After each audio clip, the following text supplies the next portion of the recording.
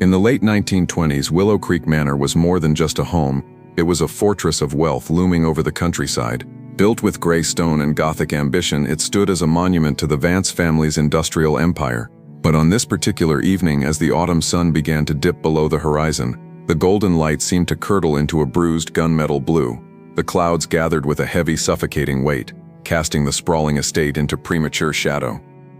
Inside, the music was loud, and the champagne flowed freely, but for Eleanor Vance, the noise was nothing but static. At 24, she was the crown jewel of Willow Creek, beautiful, wealthy, and envied by every young woman in the county. Yet look closely at her eyes in the photographs from that night. Beneath the shimmer of her flapper dress, and the practiced smile she offered to the faceless tuxedoed men, there was a profound, aching sadness. She was a bird trapped in a gilded cage. Her captor, in many ways, was her own father, Thomas Vance. He was a man of iron and industry, who ran his family with the same cold efficiency as his textile mills. To him, Eleanor was not a daughter to be nurtured, but an asset to be managed. Standing in the drawing room, his grip on her arm was tight enough to bruise, a silent reminder of his control. The air between them was frigid, stripped of warmth. But Eleanor had a secret that Thomas Vance could not control. In the stolen moments of twilight, when the fog rolled in off the creek, she would slip away to the manor gardens. There, hidden by the weeping willows and the deepening gloom, she met Charles. He was the groundskeeper, rugged, penniless, and entirely unsuitable for a woman of her station. But in his arms, amidst the damp earth and gunmetal shadows, Eleanor found the only spark of real life she had ever known. The breaking point came with a ring. It was a flawless diamond, cold and heavy, presented to her by a suitor her father had chosen, a man of status, devoid of passion. Looking at the engagement ring on her finger, Eleanor didn't see a promise of a future. She saw a shackle. The stone didn't sparkle. It absorbed the light, looking as gray and lifeless as the years stretching out before her. Her hand clenched into a fist, not in triumph, but in resistance. The night of October 15, 1928, brought a storm that rattled the very bones of Willow Creek Manor. Rain lashed against the high windows like gravel, drowning out the sounds of the household. Inside the library, the tension that had been simmering for months finally boiled over. Servants later reported hearing raised voices, the booming baritone of Thomas Vance and the desperate pleading soprano of Eleanor. The argument ended abruptly, followed by the sound of a door slamming that echoed through the cavernous halls. Eleanor was seen storming out of the library, tears streaming down her face, blurring her makeup into dark streaks. She ran down the long, distorted hallway, the walls seeming to close in on her. The blue moonlight filtering through the skylights cast her in a ghostly pallor. She was heading toward her room, perhaps to pack, perhaps just to hide. Back in the library, Thomas Vance stood alone, vibrating with a silent volcanic rage. The fire in the hearth had died down to embers, casting long, jagged shadows that stretched across the floor like claws. He gripped a heavy brass fireplace poker, his knuckles white, his breathing ragged. He was a man who had never been defied, never been told no. The humiliation of his daughter's rebellion sat in his stomach like lead. The sun rose the next morning, but it brought no warmth to Willow Creek. A heavy mist clung to the grounds, turning the world into a wash of ashen gray. When the maid, a young girl named Sarah, entered Eleanor's suite with the morning tea, the silence was deafening. The tray slipped from her hands, crashing to the floor with a sound that shattered the morning stillness. The room was empty.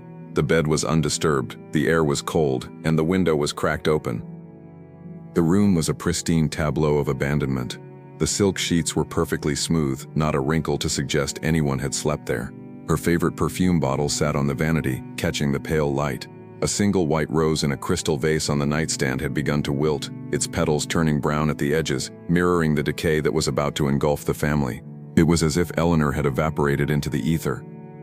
The only clue left behind was a single sheet of cream-colored stationery, propped against the mirror.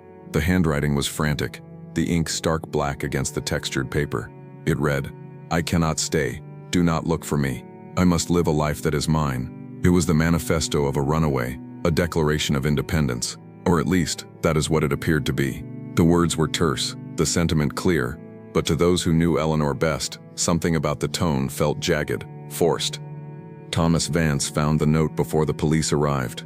He read it once, his face an unreadable mask of stone. Then, with a slow, deliberate movement, he tossed the paper into the library fireplace. He watched as the cream paper curled and blackened. the words of his daughter turning to ash and floating up the chimney.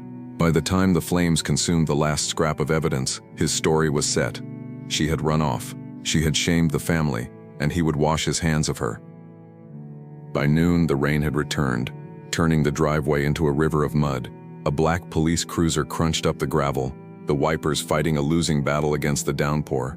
Sheriff Miller and his deputy stepped out, their trench coats heavy with water, fedoras pulled low over their eyes.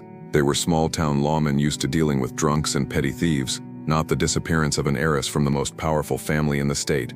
The manor loomed over them, dark and foreboding. Thomas Vance wasted no time in pointing a finger.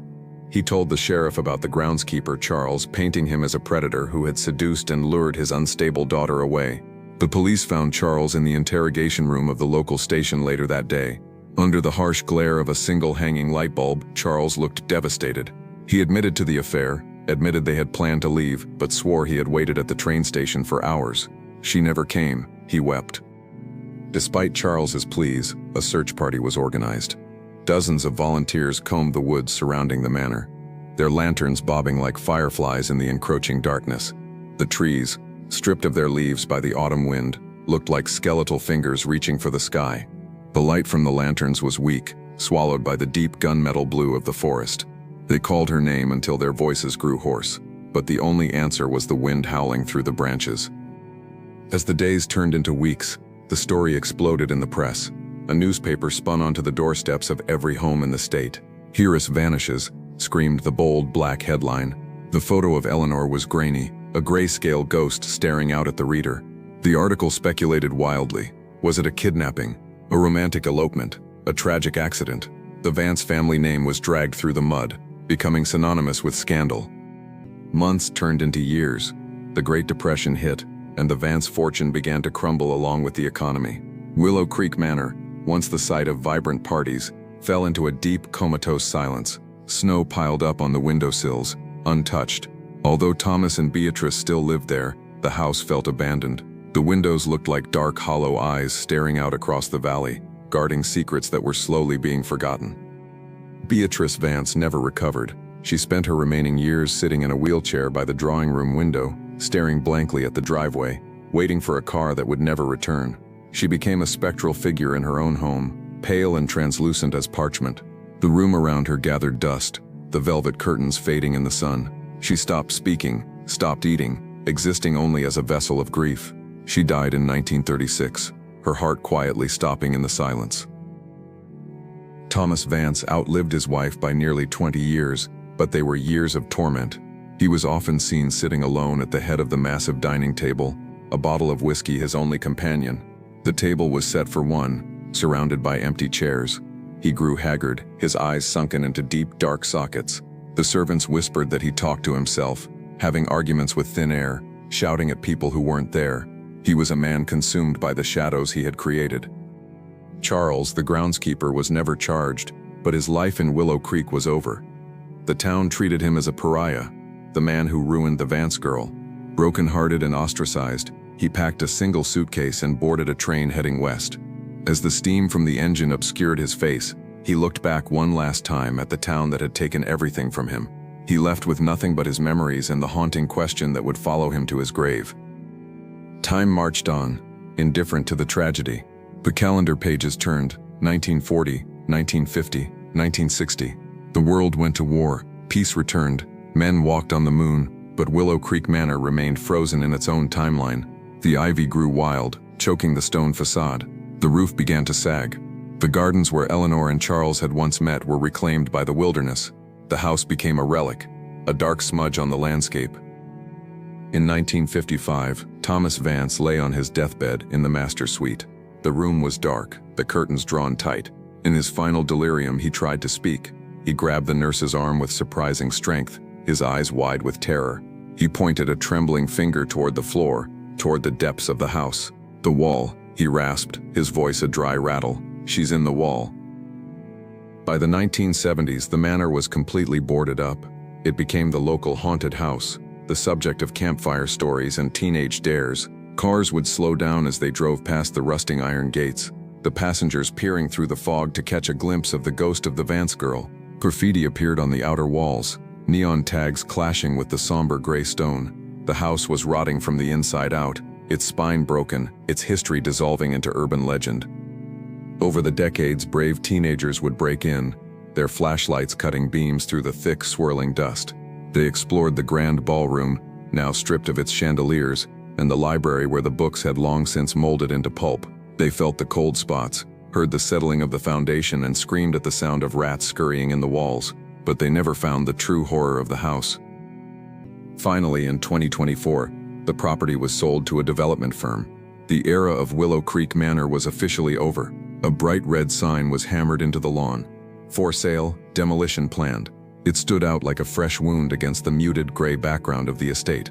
The plan was to level the old house and build luxury condos. The history, the tragedy, the whispers, it was all to be bulldozed into the earth to make way for the modern world. Before the heavy machinery moved in, an architect named David Chen was tasked with surveying the structure. Unrolling the original 1902 blueprints on a dusty table, he frowned. He was a man of precision, and something didn't add up. The blueprints showed a storage area off the wine cellar, a space that was roughly 10 feet deep. But when he walked the perimeter of the basement, the measurements were short. The wall was flush. According to the paper, a room should exist. On a cold morning in March 2025, the demolition crew arrived. The roar of diesel engines shattered the quiet valley as yellow excavators rolled off the flatbeds. The workers, clad in hard hats and muted yellow vests, looked like an invading army. They didn't care about the history or the ghosts. To them, this was just another job, another pile of bricks to be knocked down. The work began on the interior. The sounds of sledgehammers impacting drywall echoed through the empty house. Clouds of plaster dust puffed out of the windows like smoke signals. They stripped the copper wiring, pulled up the rotting floorboards, and tore down the partitions.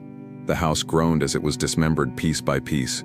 The grit and grime of a century were kicked up into the air, coating the workers in a layer of gray ash. 2 days into the job, a worker named Mike was assigned to the basement level. He was clearing debris near the wine cellar when he noticed the wall the architect had flagged. The bricks here were slightly different, a shade redder, the mortar a little rougher than the surrounding masonry. It was subtle, something only a mason would notice. The dampness of the cellar made the wall slick, glistening in the harsh beam of his work light. He called his foreman over. The foreman gave the nod. "Knock it down." Mike swung his sledgehammer. The heavy steel head struck the brickwork with a dull thud. A crack spider webbed across the surface. He swung again, harder this time. The dust flew, and a chunk of masonry crumbled away, falling to the concrete floor with a clatter. It wasn't a solid foundation wall. It was a partition, a false skin built to hide something. With each swing, the barrier between the present and the past grew thinner. A jagged hole about the size of a dinner plate gaped open in the wall. A stale, cold draft rushed out, smelling of earth and something sweeter, more cloying. The smell of time itself stopped dead. The sounds of the construction site above seemed to fade away. Mike pulled a flashlight from his belt and leaned in, shining the beam into the void. The dust motes danced in the light, swirling in the disturbed air. He squinted, adjusting the angle of the light. The beam cut through the gloom and landed on something white in the corner. It looked like a pile of rags at first, debris left behind by builders. But as his eyes adjusted, the shape resolved itself. The curve of a rib cage, the unmistakable starkness of bone against the dirt floor. The breath caught in his throat. It wasn't debris, it was a person. The scene froze, transformed from a construction site into a crime scene in the blink of an eye. Mike recoiled, scrambling back so fast he tripped over a pile of rubble. The flashlight dropped from his hand, spinning on the floor, casting wild, strobe-like shadows against the cellar walls. "Jesus," he shouted, his voice cracking. The panic was immediate and contagious. The other workers froze, the noise of the jackhammers upstairs suddenly seeming obscene. The foreman rushed over, looked into the hole, and his face went pale. "Stop the work," he bellowed into his radio. When the police arrived and widened the hole, the full tragedy was revealed. Slumped in the corner of the small bricked-up niche was a skeleton. It was sitting as if waiting. Clinging to the bones were the tattered, rotted remains of a silk flapper dress, the beads dull and gray but still recognizable. It was a macabre time capsule. This wasn't a vagrant who had wandered in and died. This was a woman from another era, sealed into the dark while the party ended nearly a century ago. The medical examiner moved in with respectful precision. As they carefully brushed away the dust from the skeletal hand, a glimmer of metal caught the light. Loose on the finger bone was a ring, a platinum band with a large, heavy diamond. It was the engagement ring Eleanor Vance had hated, the ring she had tried to give back. It had stayed with her, a final ironic shackle binding her to the identity she had died trying to escape. The basement was transformed. Men and women in white Tyvek suits swarmed the area, setting up bright work lights that banished the shadows for the first time in 90 years. Blue crime scene tape crisscrossed the cellar. The flash of cameras popped incessantly, documenting every brick, every bone, every scrap of fabric. It was a collision of worlds, modern forensic science meeting a crime from the Jazz Age. They were treating this with the same urgency as a fresh murder. Finally, the order was given to remove the remains. It was a solemn process. Piece by piece, Eleanor Vance was lifted from her prison. She was placed into a body bag, the zipper closing with a sound of finality. As she was carried out of the basement, up the stairs, and into the light of day, a silence fell over the construction crew. For the first time in nearly a century, Eleanor was leaving Willow Creek Manor. She was no longer a rumor, no longer a ghost story. In the sterile, bright light of the forensic lab, the secrets of her death were laid bare. The X-rays of the skull appeared on the monitor, glowing with blue light. They revealed a catastrophic fracture to the back of the cranium. It was a blow delivered with immense force, consistent with a heavy, blunt object. It wasn't an accident. It wasn't a fall. It was a murder. The science stripped away the lies Thomas Vance had told. Eleanor hadn't run away. She had been struck down in her own home. Detectives dove into the archives, pulling the old case files. They found the original police reports, the interviews, and the photographs. One photo stood out, a picture of the library fireplace. Resting on the hearth was a heavy brass poker with a distinct head. The dimensions matched the fracture perfectly. And then, the ring. They held the ring found on the body next to a portrait of Eleanor taken in It was an exact match. The truth, reconstructed by detectives, was a scene of horror. On that stormy night in 1928, Eleanor had told her father she was leaving. She turned to walk out. Thomas Vance, blinded by rage and the loss of control, had grabbed the fireplace poker. He didn't mean to kill her, perhaps just to stop her, to threaten her, but he swung. The heavy brass connected with the back of her head. Eleanor fell instantly. The house went silent. Panic set in. Thomas Vance, the great industrialist, realized his life was over if this got out. He couldn't call the police. He couldn't call a doctor. He looked at his daughter's lifeless body and made a choice that damned him. He dragged her, heavy and limp, out of the library and down to the cellar. He put her in the unused storage niche, a dark hole in the foundation. He stripped her of her future, her name, and her dignity, reducing her to a problem to be solved.